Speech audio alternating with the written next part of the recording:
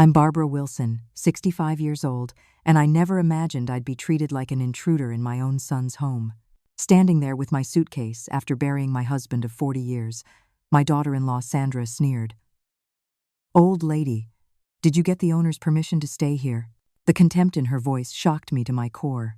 Little did I know this was just the beginning of her ruthless campaign to isolate me from my son Michael. What I discovered later about her true motives involving my inheritance would turn my world upside down. The betrayal cut deeper than I could have ever imagined. Before I share the full story of how I went from devastated widow to finding my strength, let me know where you're watching from in the comments. Hit that like button if you've ever had to stand up to someone who tried to bully you, and subscribe to hear more stories of family triumph over betrayal. Now, let's get into how my journey began. Richard and I had built what I thought was the perfect life together in our cozy Boston home. For 40 years, we worked hard, saved diligently, and created a stable, middle-class existence filled with small joys and shared dreams. He worked as an engineer while I taught elementary school until retirement. We weren't wealthy by any means, but we were comfortable, and more importantly, we were happy. Then came that terrible February morning 3 months ago when Richard clutched his chest at breakfast and collapsed. The paramedics tried everything, but my husband was gone before we reached the hospital. Just like that, 4 decades of marriage ended, leaving me alone in a house that suddenly felt cavernous and cold without his laughter filling the rooms. The first few weeks passed in a blur of funeral arrangements, paperwork, and grief so profound it physically hurt. I'd wake up reaching for Richard, only to find his side of the bed empty. I'd catch myself calling out to tell him something before remembering he wasn't there to answer. The silence was deafening. My son Michael initially seemed to be my rock.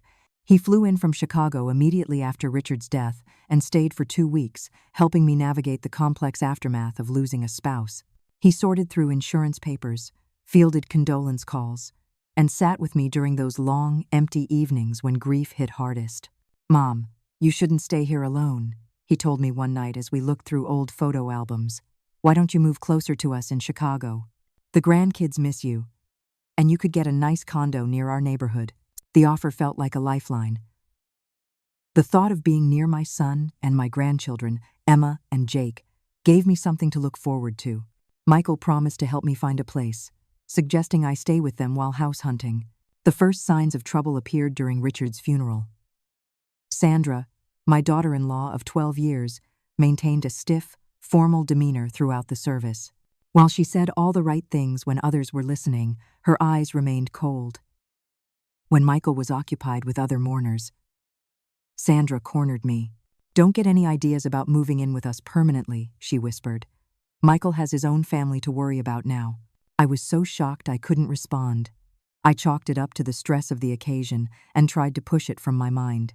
Over the next few weeks, as I began the painful process of sorting through Richard's belongings and preparing to sell our home, Michael's calls became less frequent. When I did reach him, Sandra often answered, making excuses about why he couldn't come to the phone.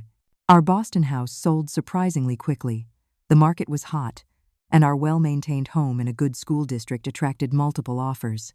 With the sale proceeds and Richard's life insurance, I had enough to comfortably purchase a modest place in Chicago and still have savings for my future. But as my move date approached, Michael became increasingly evasive about helping me house hunt. Our conversations grew shorter, and he began mentioning how busy work was keeping him. Finally, just 2 weeks before my scheduled move, he called with news that made my heart sink. "Mom, Sandra and I have been talking, and we think it might be better if you stayed in Boston. Your friends are there, your church, your doctors. Starting over at your age might be difficult." His voice carried the unmistakable echo of Sandra's words. This sudden reversal blindsided me. I had already sold my home, donated or sold most of my furniture, and said goodbye to neighbors. My life in Boston was packed into boxes. "Michael, we've been planning this for months. I've sold the house. Where am I supposed to go?" His uncomfortable silence told me everything. "Maybe you could rent something temporarily until you figure out what you really want?" That night, I discovered the first major betrayal. My friend Patty called, concerned about my move. "Barbara, I ran into Sandra's mother at the supermarket. She said Sandra told her you had changed your mind about moving because you couldn't bear to leave Boston. Is that true? The lie stung like a physical slap. Sandra had been working behind the scenes, reshaping the narrative while I grieved. But I had nowhere else to go, and the thought of being separated from my grandchildren after losing Richard was unbearable. Despite the warning bells, I decided to proceed with my plans to move to Chicago, determined to mend whatever rift had formed with Sandra and rebuild my relationship with my son. I'm still coming, I told Michael firmly the next day. I'll stay in a hotel while I look for my own place. His hesitation spoke volumes. Well, I guess you could stay with us for a few days if you need to. With my heart heavy but my resolve strong, I boarded the plane to Chicago, not knowing the emotional battlefield that awaited me. The taxi pulled up to Michael and Sandra's sprawling Tudor-style home in an upscale Chicago suburb. The house, with its manicured lawn and imposing facade, looked nothing like the warm family home I had imagined visiting.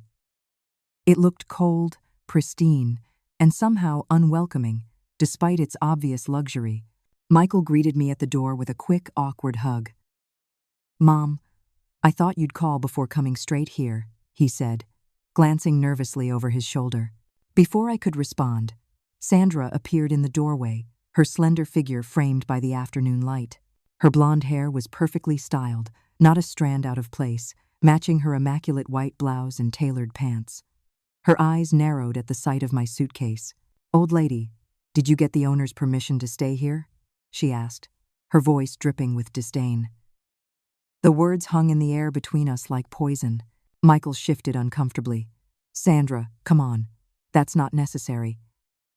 His feeble attempt at mediation only highlighted how thoroughly she controlled him.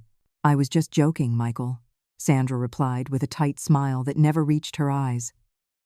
"Your mother knows I have a unique sense of humor."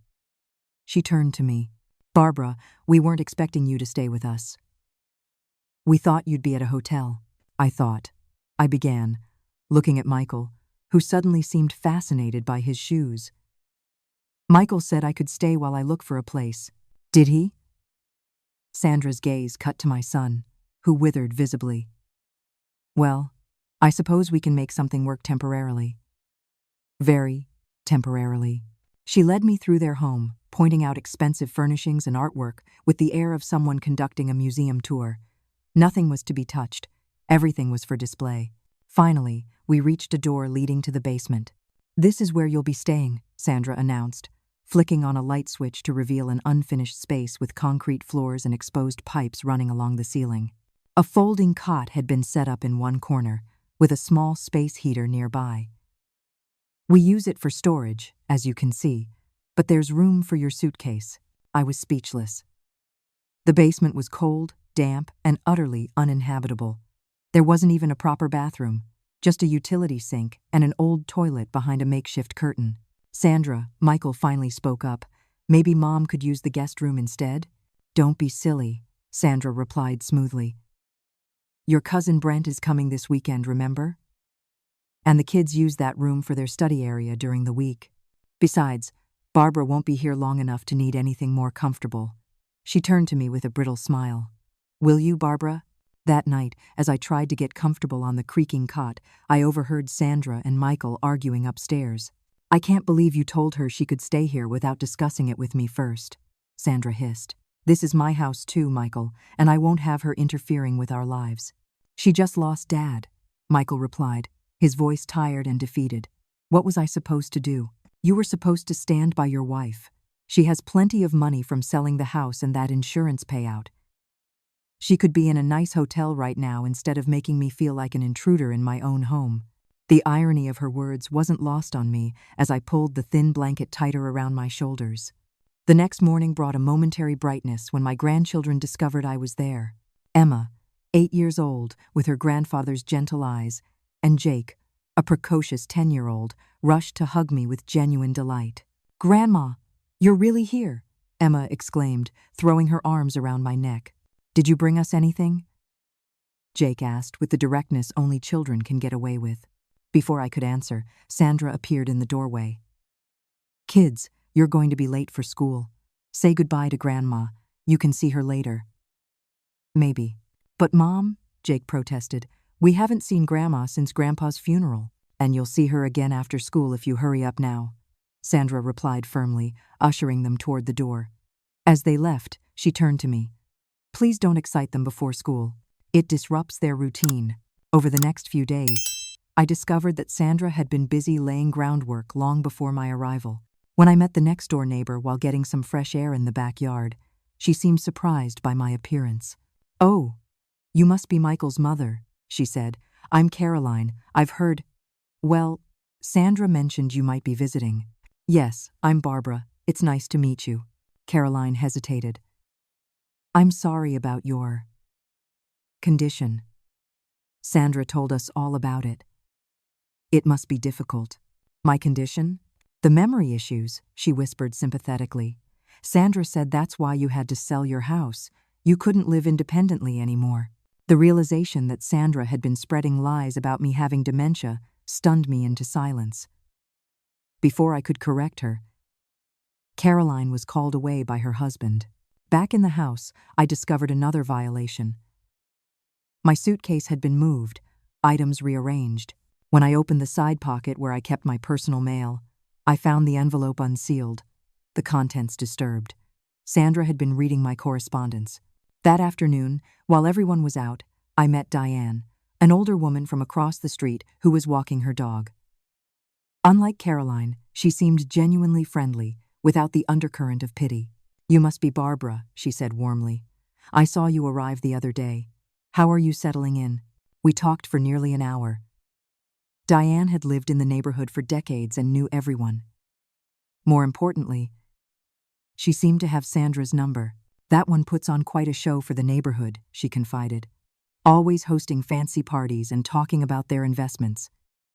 But there's something not quite right there. I've seen how she treats those children when she thinks no one's watching. As we parted, Diane squeezed my hand. You come by any time you need to talk. My door is always open. That night, as I lay in my basement room listening to the house settle above me, I faced a painful dilemma. Should I confront the hostile environment and fight for my relationship with my son and grandchildren? Or should I admit defeat and leave, potentially losing contact with the only family I had left? The thought of walking away from Michael and the children after losing Richard was unbearable. But Sandra's campaign had only just begun, and I knew instinctively that things would get worse before they got better. The psychological warfare escalated with each passing day. I woke up on my fourth morning to find that several of my personal items had mysteriously disappeared. A framed photo of Richard and me on our 40th anniversary, my favorite cardigan that he had given me, and a small jewelry box containing my mother's earrings were all gone. When I asked Sandra about them, concern etched into my voice. She merely shrugged. Oh. I was cleaning yesterday. I might have accidentally thrown some things away with the trash. You know how cluttered the basement was getting. The calculated cruelty behind her actions was unmistakable. She wasn't just trying to make me uncomfortable. She was systematically erasing pieces of my identity, my connection to Richard, and my past. Meals became another battleground. Sandra would forget to tell me when dinner was ready, and I'd emerge from the basement to find the family already finishing their meal. Oh, Barbara, there you are, Sandra would say with false sweetness. We called for you. I guess you didn't hear us. There might be some leftovers in the kitchen if you're hungry. Michael, increasingly passive in these interactions, would avoid my eyes. Mom, you should keep your phone on you so we can text you when food's ready, he suggested weakly, unwilling to acknowledge that his wife was deliberately excluding me. The children noticed, though. One evening, Jake sneaked down to the basement with a plate of food he'd saved for me. Mom said you weren't hungry, but I didn't think that was true, he whispered. She does that to people she doesn't like. Out of the mouths of babes. Sandra's campaign extended beyond the house walls. She began scheduling family outings without telling me, whisking Michael and the children away for day trips to museums or parks. I'd wake up to an empty house with no note, no explanation. When they returned, rosy-cheeked and laughing, Sandra would act surprised by my confusion. Didn't Michael tell you? It must have slipped his mind. It was just a little family day out. Family. The word stung. I was family too. but Sandra was redrawing the boundaries to exclude me. More disturbing were the rumors I began hearing through Diane. Sandra had apparently told several neighbors that I was slipping mentally, and they should be patient with my confused state. She suggested to the parents of Emma and Jake's friends that I shouldn't be left alone with children because I might become disoriented. "She's trying to discredit you," Diane explained during one of our now regular coffee meetings at her house. "If people think you're not mentally sound, they won't believe anything negative you say about her." The isolation was working its dark magic on my emotional state. Depression settled over me like a heavy blanket. I found myself sleeping more, eating less, and struggling to muster the energy to face each new day of subtle hostility and exclusion. Michael's emotional distance grew more pronounced. When we did have moments alone, they were strained and uncomfortable. The son who had once confided in me about everything now treated me like an acquaintance he was obligated to tolerate. The second major betrayal came during a rare family dinner when I was actually included. Sandra had been needling me all evening about my plans, emphasizing how temporary my stay was meant to be. "I've been looking at apartments," I said, trying to keep the peace. "But everything close to here is quite expensive." "Well, you can't expect to afford this neighborhood," Sandra replied. "Maybe you should look further out." "But then I wouldn't be near the children," I pointed out. "The whole reason I moved to Chicago was to be close to family." "Mom," Michael interjected, "Sandra's right. We never expected you to live right next door. It might be better for everyone if you found your own space, somewhere that suits your budget." The words felt like a physical blow. "My budget isn't the issue, Michael. I sold our house, remember? I have savings." I just thought, "That's the problem, Mom," he said, unable to meet my eyes. "You don't think about how your decisions affect others. You've always been difficult that way." Difficult. The word hung in the air between us. In 40 years of marriage, Richard had never once called me difficult. But here was my son, parroting his wife's assessment of me after less than a week under her roof. Later that night, my phone rang. It was Ruth, my best friend from Boston, calling to check on me. For a moment, I considered telling her everything. The basement room, Sandra's cruelty, Michael's betrayal. But shame stopped me. How could I admit that my own son had essentially abandoned me when I needed him most? "Everything's fine," I lied. "Just taking some time to settle in. House hunting is exhausting, you know? Barbara Wilson. I've known you for 30 years. You don't sound fine," Ruth pressed. "Just tired," I insisted. "It's been a long day." After hanging up, I sat on my cot and wept silently, not wanting to give Sandra the satisfaction of hearing my distress. The next morning, I overheard Sandra talking to Emma outside my basement door. "Grandma is very busy with her own things right now, sweetheart. She needs her space. That's why she's staying down here, instead of with us upstairs. We shouldn't bother her too much." "But she seems sad," Emma replied with a child's simple clarity. "Grown-ups get sad sometimes." "It's not our job to fix it," Sandra responded dismissively. That evening, when I tried to join Emma and Jake while they were doing homework at the kitchen table, Sandra immediately intervened. "Kids, take your work up to your rooms. Grandma doesn't need all this noise while she's having her tea." As they gathered their books, Jake whispered, "Can we come see you later, Grandma?" Before I could answer, Sandra cut in. "Not tonight. Grandma is very tired. Aren't you, Barbara?" The systematic separation from my grandchildren was perhaps the cruelest part of Sandra's strategy. She was not just isolating me. She was erasing me from their lives, bit by bit. That night, lying awake in the cold basement, I seriously contemplated leaving. I could find a hotel, start over somewhere else, except that perhaps the family I thought I had was gone. The grief of this potential second loss, coming so soon after Richard's death, was almost unbearable. But something kept me from packing my suitcase.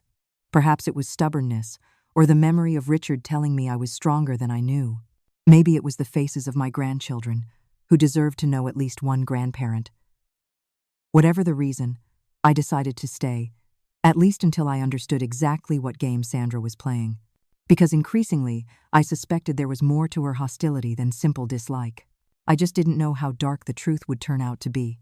The revelation came unexpectedly on a rainy Tuesday afternoon, about 2 weeks into my stay. Sandra had taken the children to their various after-school activities, and Michael was supposedly at work.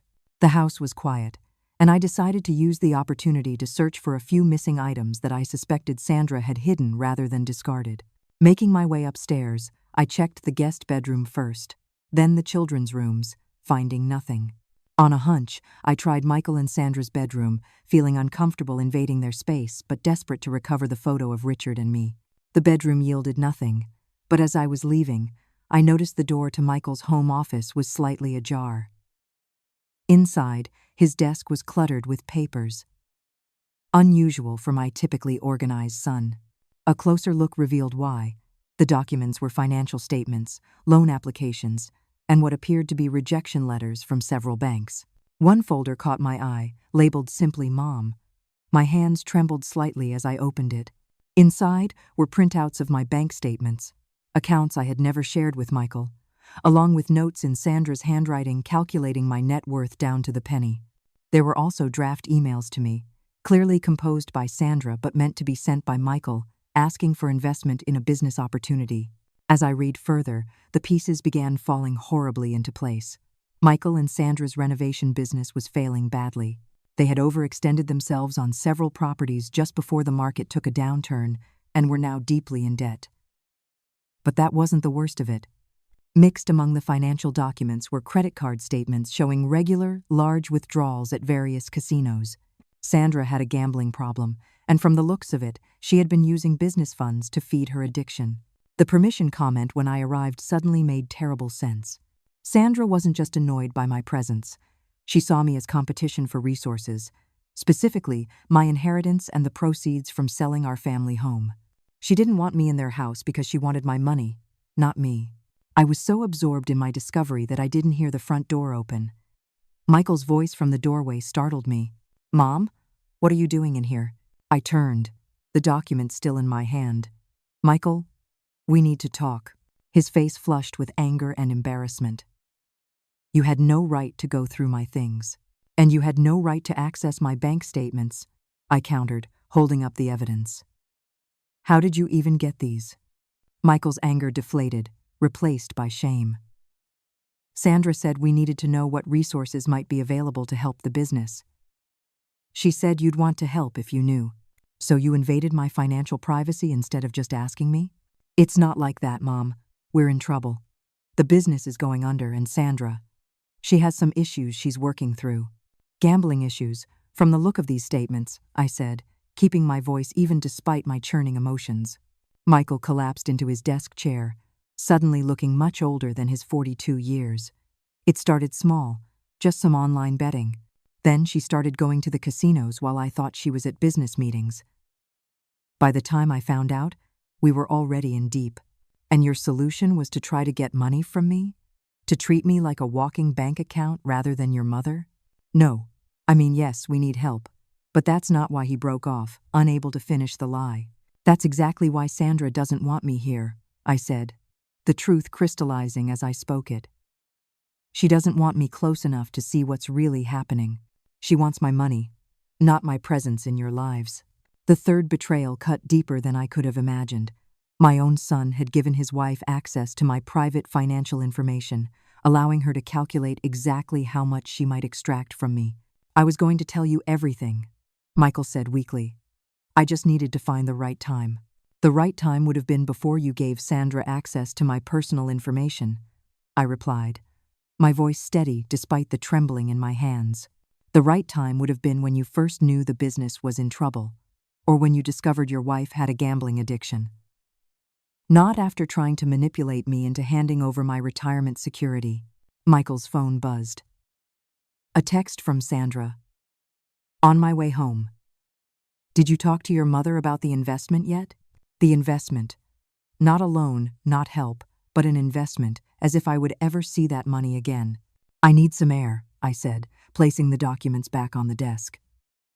"We'll finish this conversation later."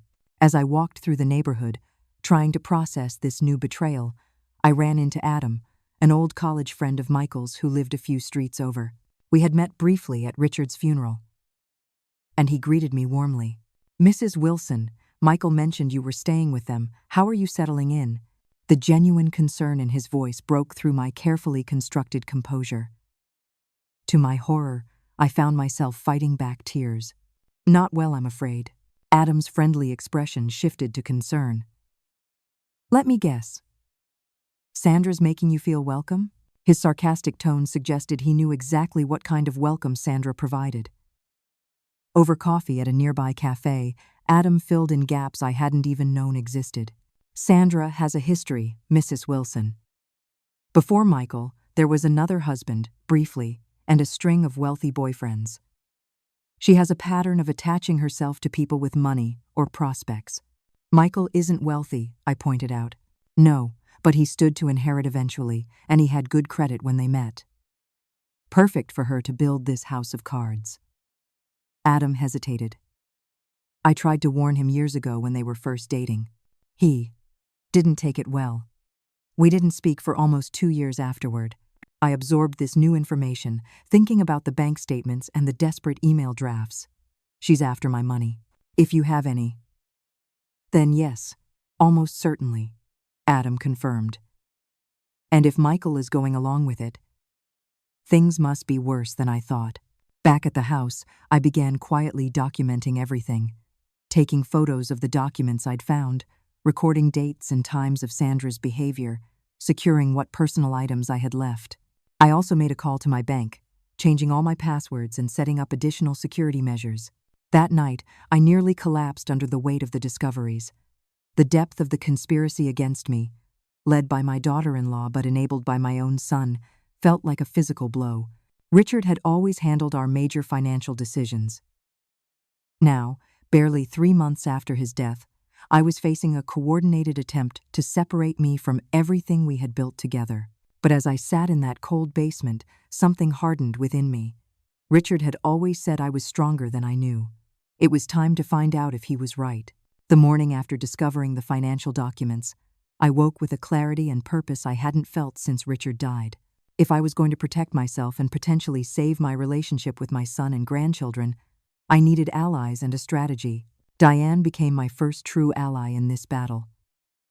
When I shared what I'd discovered about Sandra's gambling and the plans to target my savings, her eyes widened with recognition.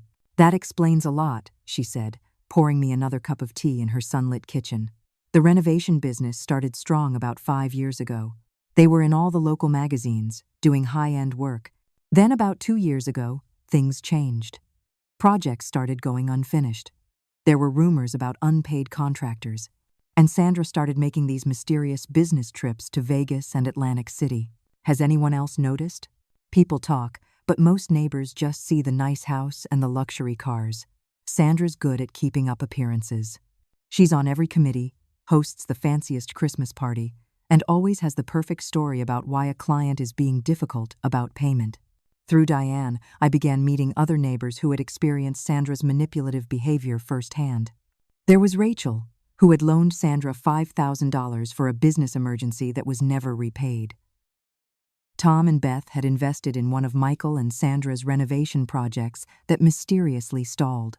And Marianne, whose catering business had done several events for Sandra, only to have the checks bounce. "She's burned a lot of bridges in this community," Diane explained. "People just don't talk about it openly because she's so quick to spread rumors or retaliate socially." While building this network of allies, I also focused on strengthening my relationship with Emma and Jake.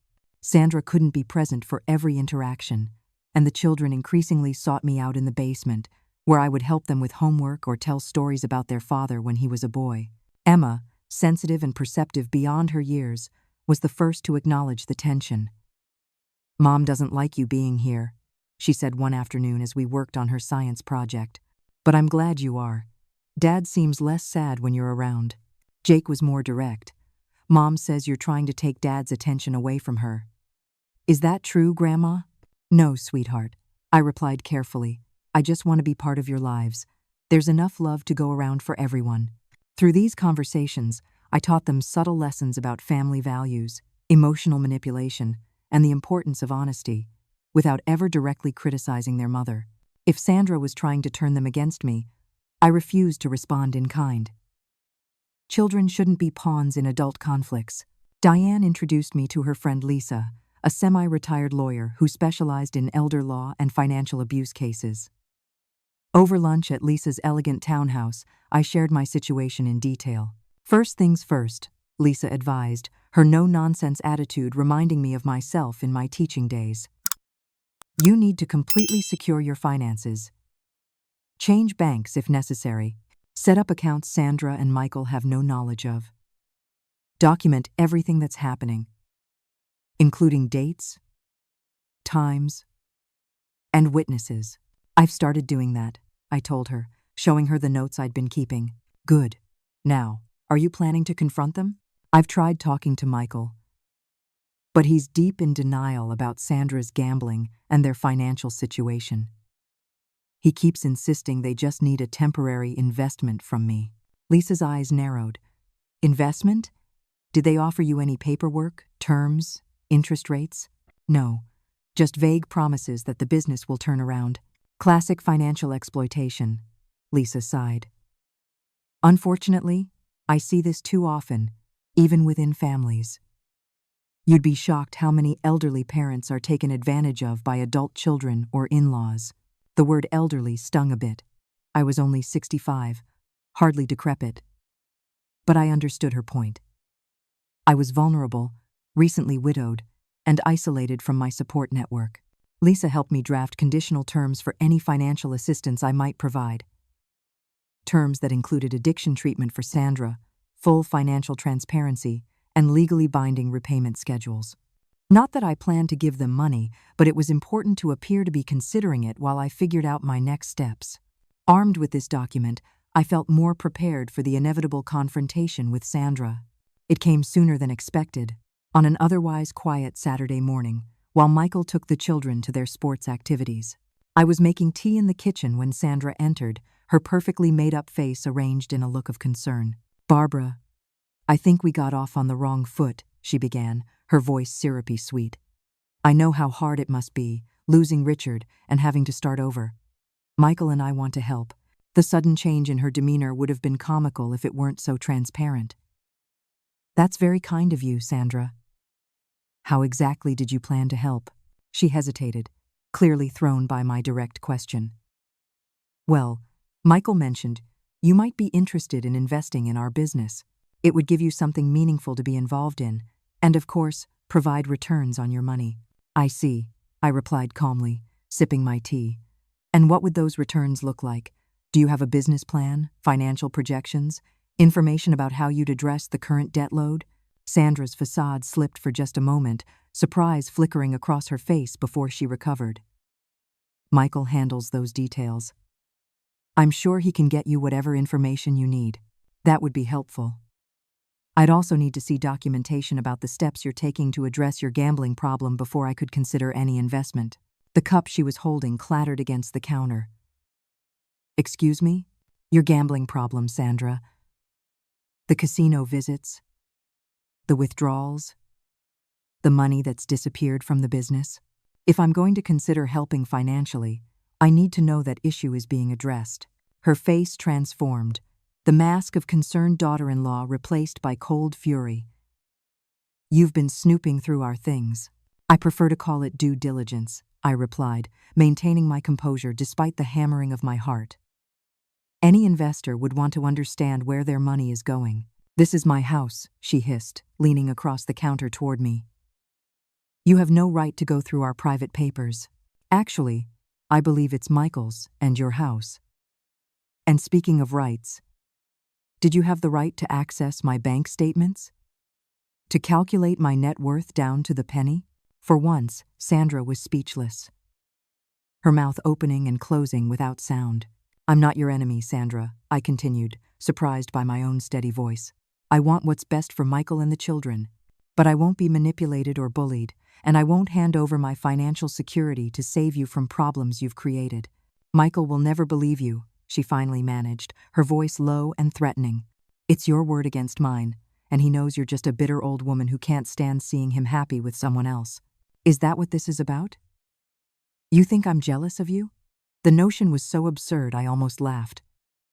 Sandra, I welcomed you into our family from day one. All I've ever wanted was for Michael to be happy. Save the martyred mother act, she snapped. I know your type. Controlling, manipulative, always the victim. But guess what? Michael chose me. He'll always choose me. And if you push this, you'll lose him completely. The threat hung in the air between us, and I realized with perfect clarity that she was right about one thing. If forced to choose right now, Michael would likely side with her.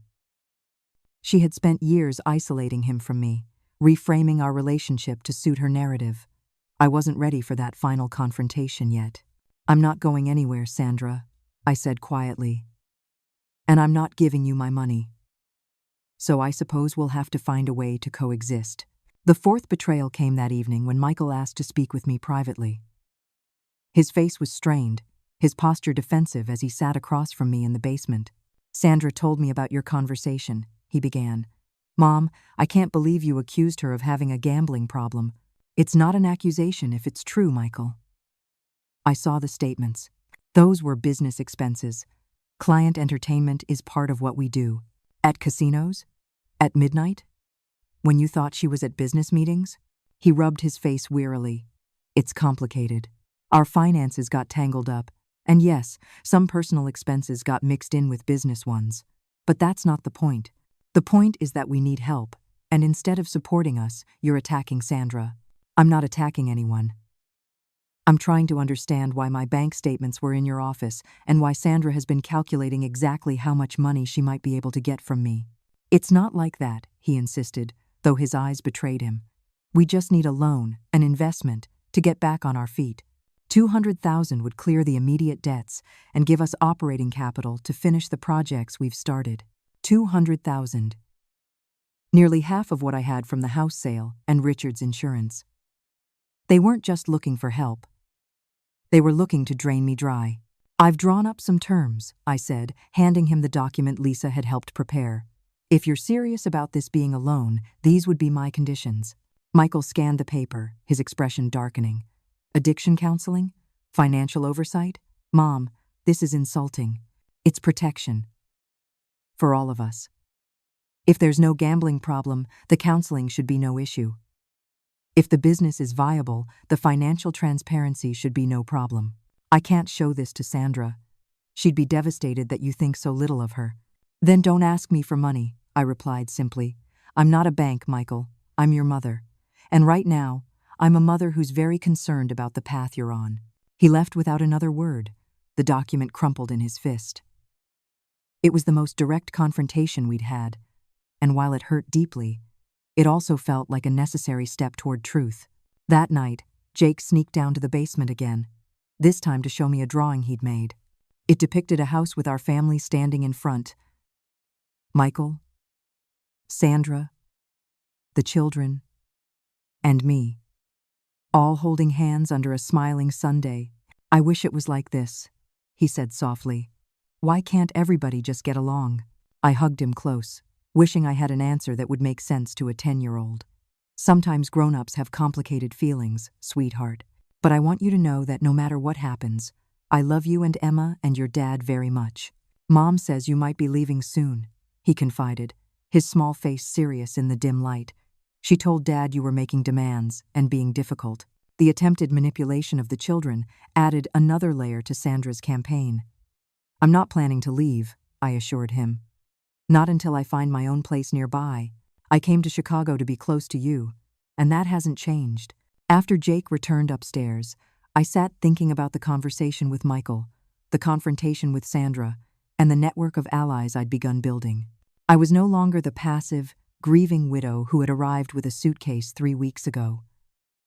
I was finding my voice, setting boundaries, and standing my ground. Richard would have been proud. For the first time since his death, I felt truly connected to his memory, not through objects or photographs, but through the strength he always believed I possessed. 3 days after my confrontation with Sandra, the tension in the house had reached a breaking point. Michael was barely speaking to me, communicating only through terse, necessary exchanges. Sandra had adopted a new strategy, acting as if I were invisible, walking past me without acknowledgement and speaking about me in the third person when I was present. Michael, ask your mother if she's done in the kitchen. Some of us need to prepare actual meals for the family. I maintained my composure through these petty aggressions, which only seemed to infuriate Sandra further. Her carefully constructed image of the long-suffering daughter-in-law was crumbling as I refused to react to her provocations. On Wednesday afternoon, I returned from coffee with Diane to find the house unusually quiet. The children were at after-school activities, and both Michael and Sandra's cars were gone. I took the opportunity to shower in the upstairs bathroom instead of the cramped basement utility sink I'd been using. Afterward, feeling refreshed and momentarily unburdened, I went downstairs to find a book I'd been reading. That's when I noticed something odd. My suitcase had been moved slightly, the zipper left partially open. I was meticulous about keeping my few remaining possessions organized, especially after Sandra's cleaning had made items disappear. A quick inventory revealed nothing missing, but something had definitely been added. Tucked into an inner pocket was a small velvet jewelry pouch I had never seen before. Inside gleamed an expensive-looking diamond bracelet. My blood ran cold. This was no gift. This was a setup. I carefully put the bracelet back exactly as I had found it and retreated to Diane's house, where I called Lisa. "She's trying to frame you for theft," Lisa confirmed after hearing my story. "It's a classic move. She plants the jewelry, discovers it's missing, finds it in your possession, and then has the perfect excuse to throw you out, or worse, involve the police. What should I do? Document everything. Take photos showing where you found it. But don't confront her yet. We need to see how she plays this." I didn't have to wait long. That evening, as the family gathered for dinner, to which I had not been invited but joined anyway, Sandra suddenly gasped dramatically, "My bracelet! It's gone!" She turned to Michael with wide, panicked eyes. "The diamond one you gave me for our 10th anniversary. I left it on my dresser this morning, and now it's gone." Michael immediately looked concerned. "Are you sure you didn't put it somewhere else? Maybe in your jewelry box?" "No. I specifically remember leaving it out because I was planning to wear it tonight," Sandra insisted, her voice rising with manufactured distress. "It was my grandmother's diamonds, Michael. It's irreplaceable." I maintained a neutral expression, waiting to see how far she would take this charade. "We should look everywhere before jumping to conclusions," Michael suggested, but Sandra was already shaking her head. "It was right there this morning, and now it's gone. And the only person who's been in the house alone today is—" Her gaze shifted meaningfully to me. "Are you accusing me of something, Sandra?" I asked calmly. "I'm just stating facts," she replied with faux innocence. "You were here alone, and now my bracelet is missing." Michael looked uncomfortable. "Mom wouldn't take your bracelet, Sandra." "How do you know?" she challenged. "People change, Michael, especially when they're desperate." The accusation hung in the air like poison. Emma and Jake watched wide-eyed, the tension palpable even to them. "If you think I took something, perhaps you should check my things," I suggested evenly. Sandra's eyes gleamed with triumph. "I think that's reasonable. Don't you, Michael?" Michael hesitated, torn between loyalty to his wife and the absurdity of suspecting his mother of theft. "I guess it wouldn't hurt to look." The family procession to the basement was like something out of a bad mystery novel. Sandra leading the way with righteous indignation, Michael following reluctantly, the children trailing behind with a mixture of confusion and dread. "Where should we start?" Michael asked, clearly hoping to get this uncomfortable task over with quickly. "Her suitcase," Sandra declared confidently. Too confidently. As Sandra approached my suitcase, Jake suddenly spoke up. "Mom, why are you doing this?" Sandra turned, momentarily thrown off script. "Doing what, sweetie?" "Looking for something you put there yourself." The room went deadly silent. Sandra's face drained of color. "What are you talking about, Jake?" "I saw you this afternoon," Jake said, his young voice steady despite the tension. "I came home early because I had a stomachache, and I saw you go into the basement with your jewelry pouch. You put something in Grandma's suitcase." If I hadn't been watching Sandra's face so closely, I might have missed the flash of fury before she composed her features into a mask of maternal concern. "Oh, sweetie, you must be confused. I was just bringing some clean towels down for Grandma." "No, you weren't," Jake insisted. "You didn't have any towels. You had your jewelry thing, and you were being super quiet, looking around like you didn't want anyone to see you." Michael looked from his son to his wife, doubt clearly creeping into his expression. "Sandra? This is ridiculous," she snapped. "Are you really going to believe a confused child over your wife?" Jake obviously misunderstood what he saw. "I'm not confused," Jake said, his voice starting to waver under his mother's glare. "I know what I saw." Sandra's carefully constructed trap was unraveling before her eyes. She made one last desperate attempt to salvage it. "Fine. Let's just look and settle this once and for all." She yanked open my suitcase and made a show of searching through it. I watched with detached interest as she became increasingly frantic, digging through every pocket and compartment. The bracelet was gone.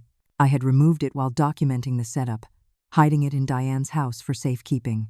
Sandra's confusion as she searched the empty suitcase would have been comical if the situation weren't so serious. "It's not here," she finally admitted, her voice tight with suppressed rage. "Someone must have moved it." Michael's expression had shifted from doubt to dawning realization. "Sandra, what's going on? Why would Jake say he saw you planting something in Mom's suitcase?" "I don't know," she exploded. "Maybe your mother has been poisoning him against me too. She's been trying to turn everyone against me since she arrived." The outburst hung in the air, revealing more than Sandra had intended.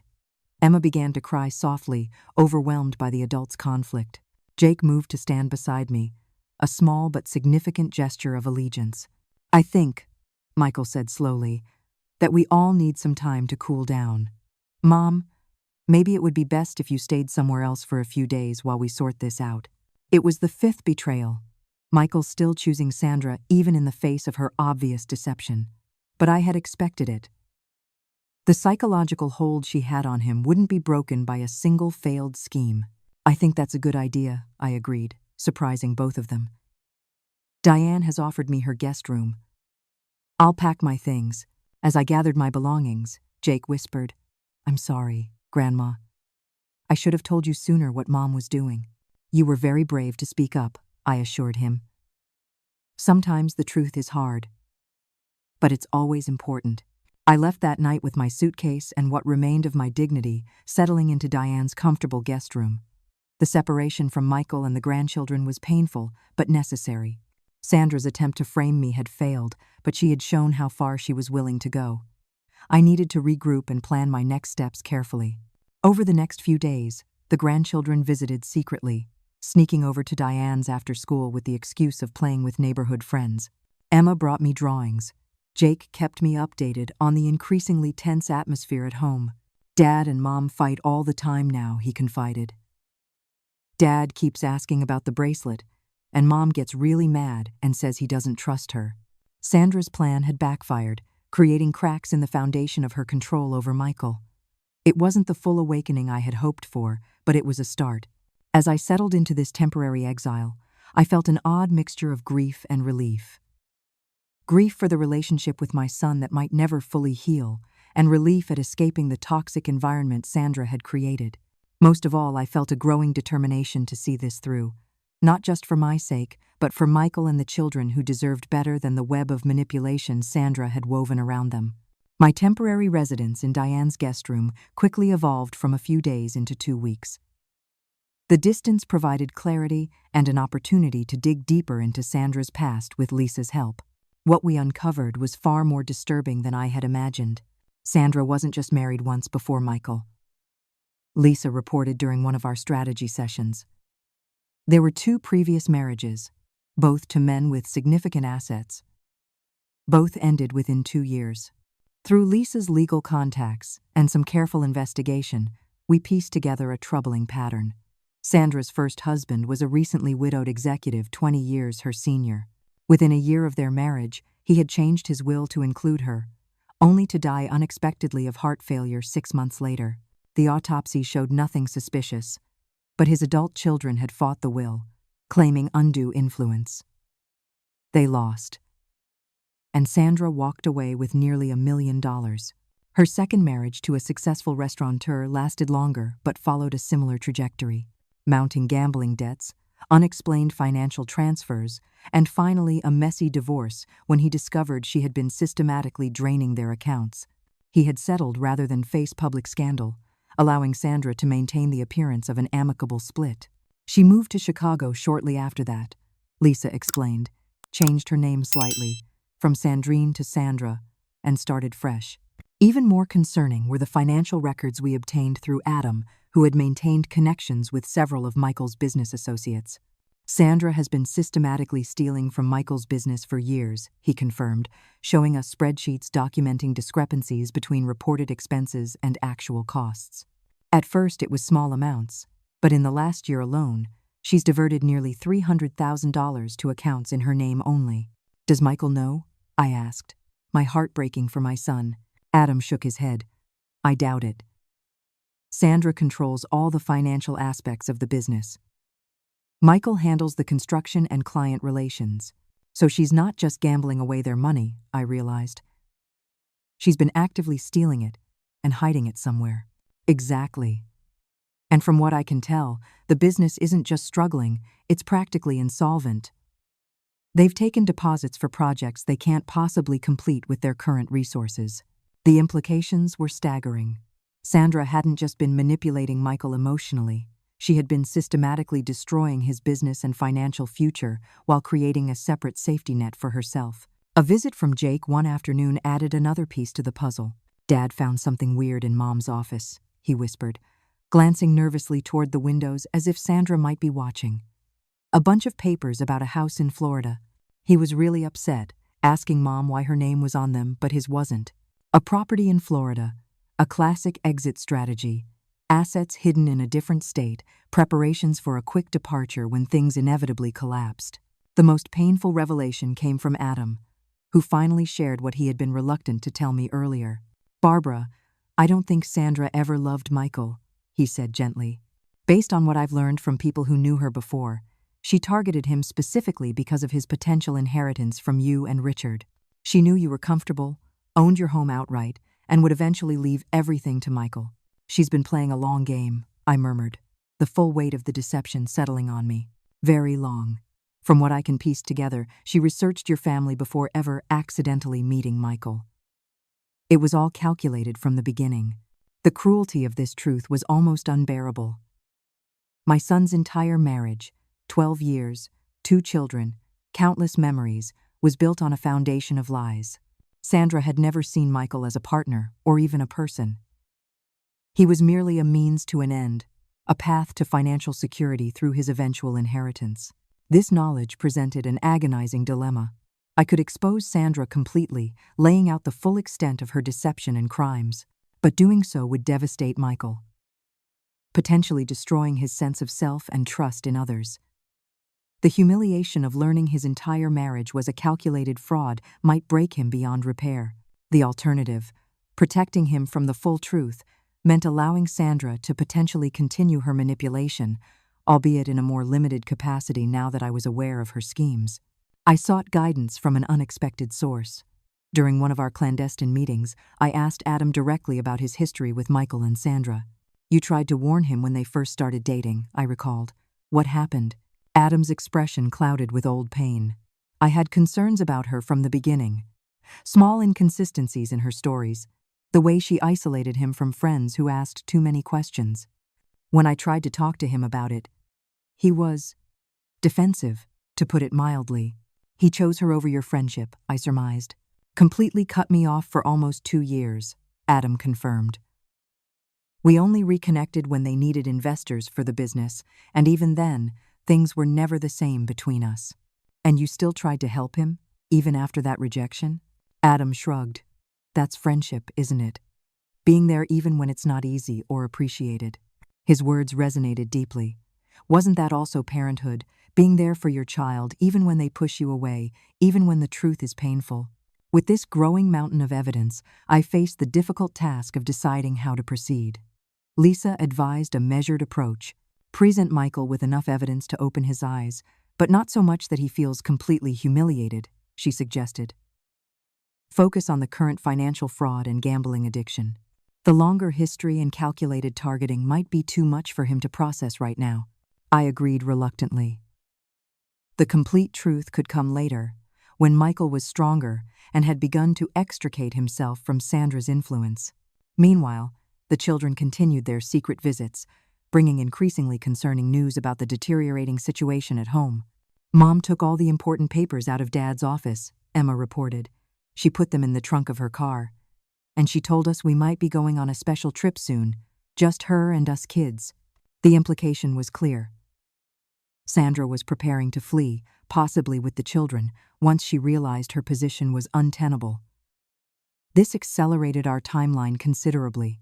We need to move now, Lisa urged after hearing about the potential flight risk.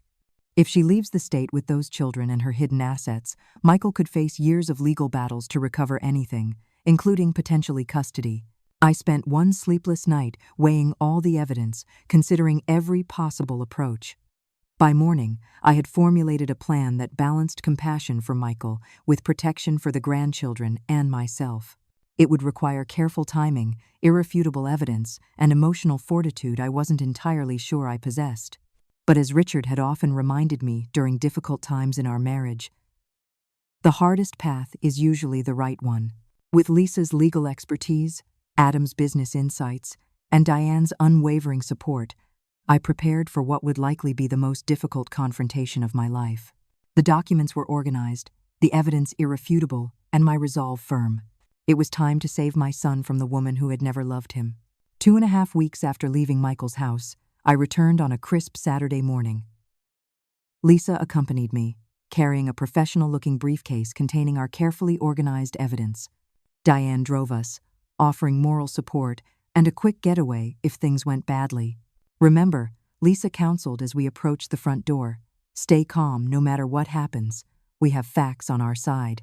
Sandra only has manipulation and emotion.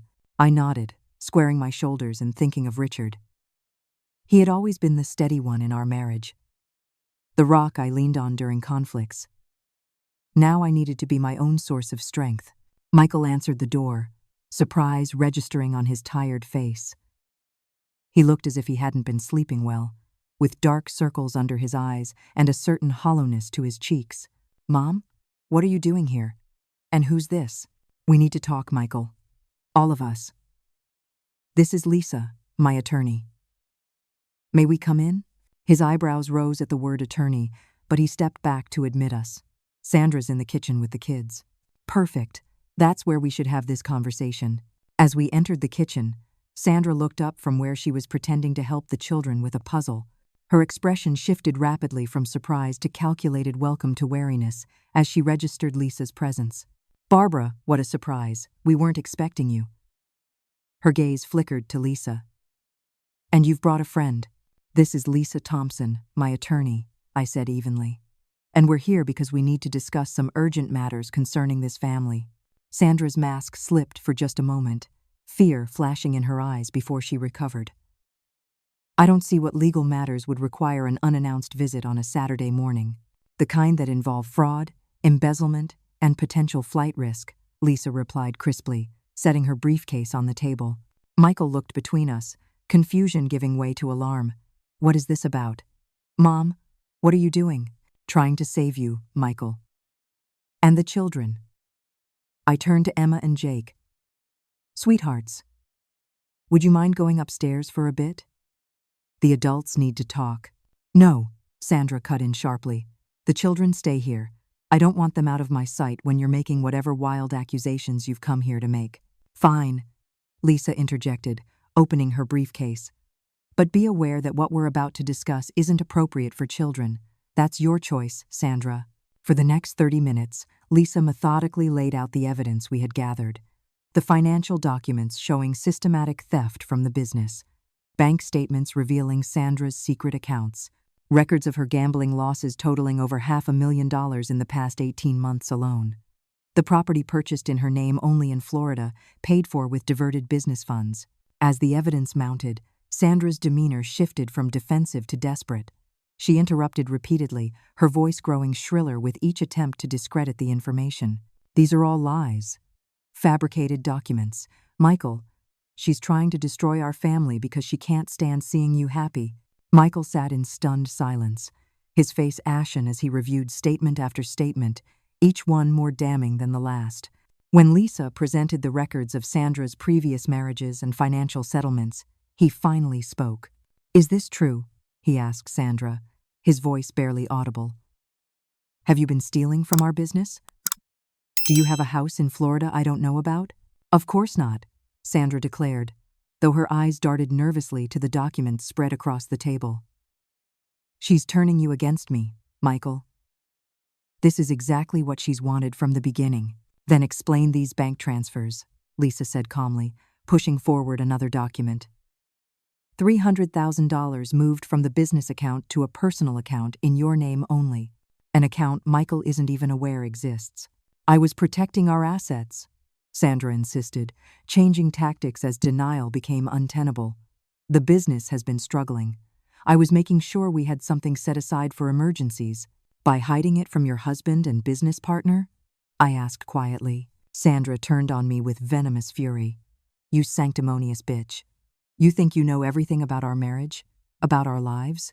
You show up after Richard dies, playing the pitiful widow, expecting everyone to accommodate you. Michael has his own family now. We don't need you interfering." "Mom, stop," Emma whimpered, tears streaming down her face. Jake had gone completely still, his young face a mask of shock at his mother's outburst. Michael rose slowly from his chair, the documents still clutched in his hand. "Sandra, I need you to answer me honestly. Is this our business account? Are these your signatures on these transfers?" For a moment, I thought Sandra might finally admit the truth. Instead, she made her final desperate play, the sixth betrayal that would ultimately reveal her true character to Michael. "Fine. Yes. I moved that money. And you know what? I'd do it again. This business was failing long before I took steps to protect myself and the children." "You're a terrible businessman, Michael. Your projects are always over budget, your timelines are a joke, and your mother's inheritance was our only real hope of staying afloat." Michael flinched as if struck. "My mother's. So it's true. You were after her money all along." "Don't act so shocked," Sandra sneered. "Where did you think the money was going to come from to fix the mess you've made? Your precious mother is sitting on a fortune while we're drowning in debt. She owes us that money. She doesn't owe us anything," Michael said quietly, a new firmness in his voice. "And you don't speak for me or this family anymore." Sandra's eyes narrowed dangerously. "Actually, I do. And if you side with her over me, I'll take the children and leave. You'll never see them again. I'll make sure of it." The naked threat hung in the air, shocking in its cruelty. Even Lisa seemed taken aback by the baldness of the manipulation. "You can't do that," Michael said, but uncertainty had crept into his voice. "Watch me." Sandra turned to the children. "Emma, Jake, go pack your bags.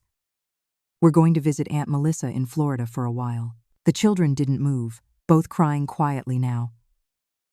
Jake looked at his father imploringly. "Dad, please don't let her take us away."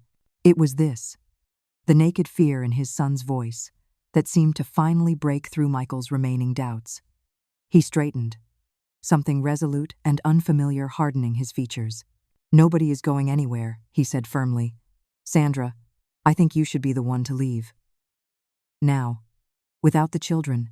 You can't kick me out of my own house." "Actually," Lisa interjected smoothly, "the house is solely in Michael's name. You insisted on that arrangement when it was purchased. If I recall the documentation correctly." Sandra looked from face to face, realizing she had lost control of the situation. Her carefully constructed world was collapsing around her. With a final, venomous glare at me, she snatched her purse from the counter. "This isn't over. You'll regret this, all of you." She stormed toward the door, then turned back to deliver a final threat. "Especially you, Michael. You're nothing without me." "Nothing." The front door slammed with enough force to rattle the windows. In the silence that followed, Emma launched herself into Michael's arms. Sobbing uncontrollably, Jake remained frozen, shock evident on his young face.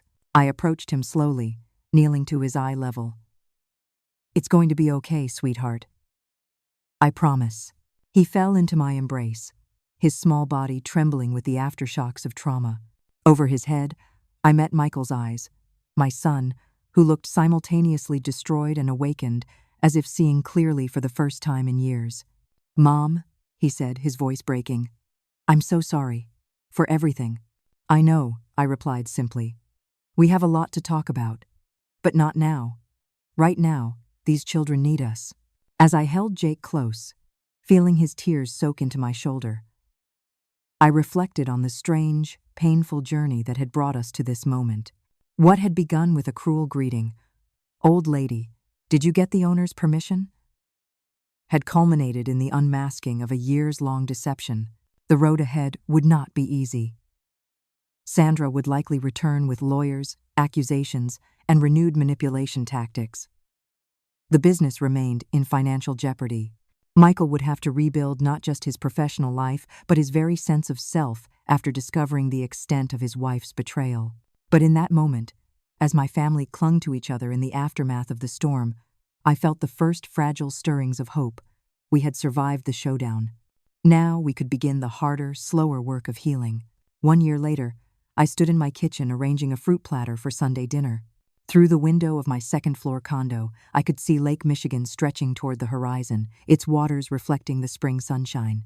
The view had been a major selling point when I purchased the place 6 months ago. That, and its convenient location just 3 blocks from Michael's new home. So much had changed in the past year. The immediate aftermath of Sandra's departure had been chaotic and painful. True to her threats, she had returned with lawyers, demanding half of everything and full custody of the children. The evidence we had gathered proved invaluable during these legal battles, particularly the documentation of her financial fraud and hidden assets. The divorce proceedings revealed even more about Sandra's deception than we had initially uncovered. The judge had been particularly troubled by evidence that she had been planning to flee the state with the children and hidden funds. In the end, Michael was awarded primary custody, with Sandra granted supervised visitation only, a restriction she found so insulting that she rarely exercised the right. The last I heard, she had moved to her secret Florida property and was working as a real estate agent, already engaged to a wealthy developer 30 years her senior. Some patterns never change. Michael's journey had been the most difficult. Rebuilding a business on the brink of collapse while processing the traumatic revelation that his entire marriage had been built on calculation rather than love had nearly broken him. There were dark days when I feared he might not recover from the blow to his identity and self-worth. "My whole life for the past 12 years has been a lie," he confessed during one particularly difficult evening. "How do I even know who I am anymore?" With time, therapy, and the unwavering love of his children, Michael began to find his footing again.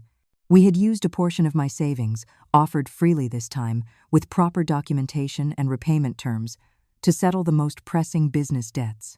With Adam's help, Michael had restructured the company, focusing on smaller, manageable projects while rebuilding his reputation. The grandchildren had shown remarkable resilience. Children often do, when given stability, truth, and love.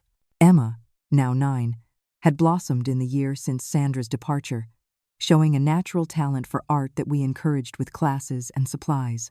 Jake, 11 and increasingly thoughtful, had appointed himself the family protector, always alert to potential threats to our newfound peace. As for me, this year had brought an unexpected renaissance. At 66, I had found a new purpose as the stable center of our healing family. I volunteered 3 days a week at a crisis center for women fleeing financial abuse, sharing the hard-won wisdom of my experience. The rest of my time was devoted to creating the warm, loving home environment that had been Richard's and my hallmark throughout our marriage. The doorbell rang, interrupting my reflections. Michael arrived with the children, bearing a bouquet of daisies, my favorites. "Happy Sunday, Mom," he said, embracing me with the easy affection that had returned to our relationship. "Something smells amazing. Pot roast. Your father's recipe." The mention of Richard no longer brought immediate pain, just a warm nostalgia tinged with gratitude for the life we had shared. "Grandma, look what I made in art class." Emma thrust forward a colorful painting of our family. Michael, Emma, Jake, and me, standing together under a rainbow. "It's beautiful, sweetheart. I know exactly where to hang it."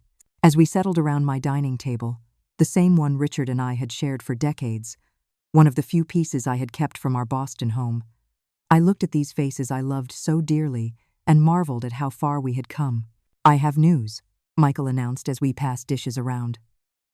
"The Baldwin renovation is finished, under budget, and they've already referred 2 new clients. The business is officially back in the black this month." "That's wonderful." I squeezed his hand, pride swelling in my chest. "I couldn't have done it without you, Mom. Not just the loan, everything. Standing up to Sandra when I couldn't see the truth. Believing in me when I stopped believing in myself. That's what family does," I said simply. "We stand by each other, even when it's difficult." Especially then. Jake, ever observant, studied me thoughtfully. "You're different now, Grandma. Stronger." "I suppose I am," I agreed, surprised by his perception. "Sometimes we don't know how strong we are, until being strong is the only choice we have." Later, after dessert had been served and the conversation had moved on to lighter topics, I reflected on the journey that had brought us here. From the moment Sandra had sneered, "Old lady, did you get the owner's permission?" to this peaceful Sunday dinner in my own home, I had traversed a landscape of grief, betrayal, revelation, and ultimately, triumph. Not a perfect triumph. Those exist only in fairy tales. Sandra's damage would always be with us in some form. Michael still struggled with trust issues in his tentative dating life. The children still had moments of anxiety when reminded of their mother. My own relationship with my son, while healed in many ways, carried scars that might never completely fade. But we were here, together. We had survived the storm and emerged, not unchanged, but unbroken. In the face of calculated cruelty and manipulation, we had found reservoirs of strength none of us knew we possessed. As I looked around my table at these precious faces, I silently thanked Richard for believing in my strength even when I couldn't see it myself. And I sent a quiet acknowledgement to Sandra. Not gratitude, never that, but recognition that in trying to destroy us, she had inadvertently forged us into something more resilient than before. "More pie, anyone?" I offered, rising to serve second helpings. In my home, at my table, surrounded by true family, I was no longer an old lady seeking permission to exist. I was exactly who I was meant to be: mother, grandmother, survivor, and yes, lady of my own house at last. I'd love to hear your thoughts in the comments below. Have you ever had to stand up to someone who tried to manipulate or isolate you from your family? How did you find the strength to fight back? If this story resonated with you, please hit that like button, subscribe to hear more family stories, and share with someone who might need to be reminded of their own inner strength. Thank you for listening to my journey from heartbreak to healing. Remember that even in our darkest moments, we're often stronger than we know.